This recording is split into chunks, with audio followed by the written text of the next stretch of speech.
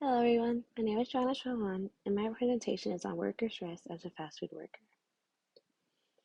As described in the textbook, worker stress is a physiological and psychological reaction to situations or events that are seen as threatening.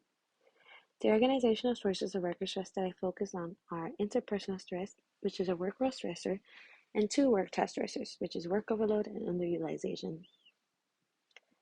For my work-related problem, I will be talking about my previous job position as a fast food employee for McDonald's. In this job, I experienced high levels of worker stress. An event that became stressful to me was when I had communication problems with my supervisors. The supervisors are really available to talk about any schedule problems I had or issues I had in the workplace. Also, during my shifts, supervisors would often forget to give me my breaks or push my breaks until my shift was done.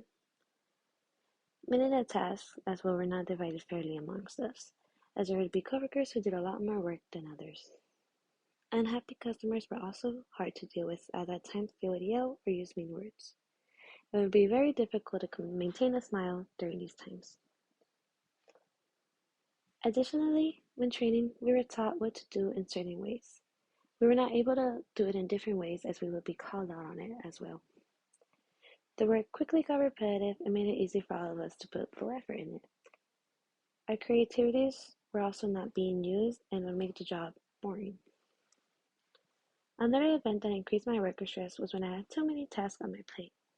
We always had to be fast to make sure that we didn't have a line of cars or customers waiting. And even if we had no customers, we still had to make sure we were working, finding any little thing to fix or clean, as we were not being paid to stand there, in their words.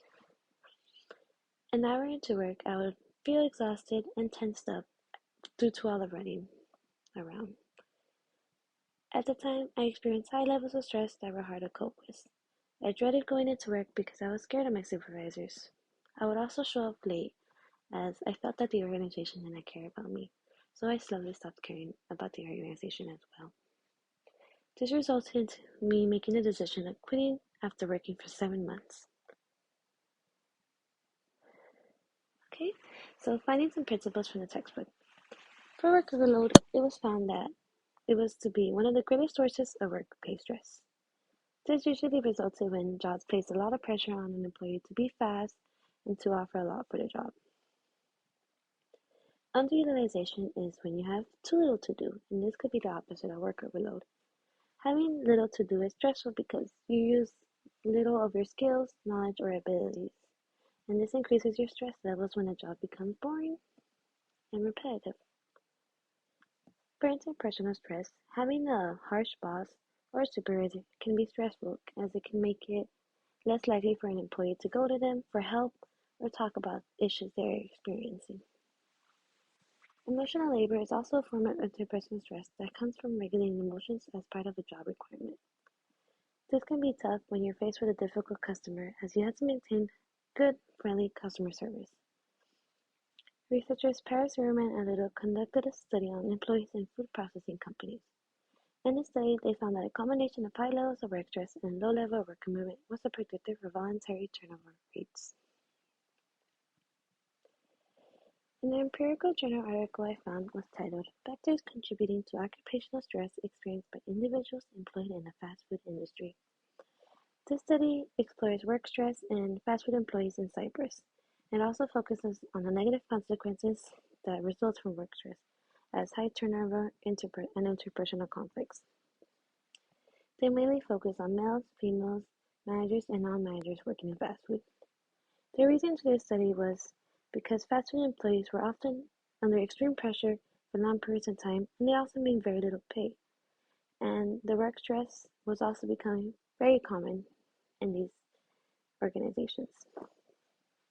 The aims of the study were to identify factors that influence worker stress, study differences between males and females who work in fast food, and to find out any differences in perception of work stress from a managerial and non-managerial view. A few findings were that there is a wide cost of work stress in the fast food industry and that the relationship with work stress is complex. Many individuals who experience work stress also had negative feelings towards their job. A few causes of the work stress was from their style of behavior, feelings of control, sources of pressure, interpersonal support, and coping skills. Males and females also differ in their satisfaction due to the structure of the job and change of their shift patterns, but not by education. Non-managerial employees are less dedicated than managerial employees due to wages and low use of their knowledge and skills. Some solutions I offer is to encourage teamwork rather than competition. This helps there be more of a positive environment and helps the coworkers look after each other. Supervisors should also offer open communication, as this can help the employees come to them with any problems they have and let them know what needs to be fixed. Also, they should encourage more communication to let the employees know that they can come to them. The organization should also conduct monthly surveys for employees to write what can be improved or what needs to be improved, and for employees to also provide suggestions for the organization. That is my presentation, and thank you for your time.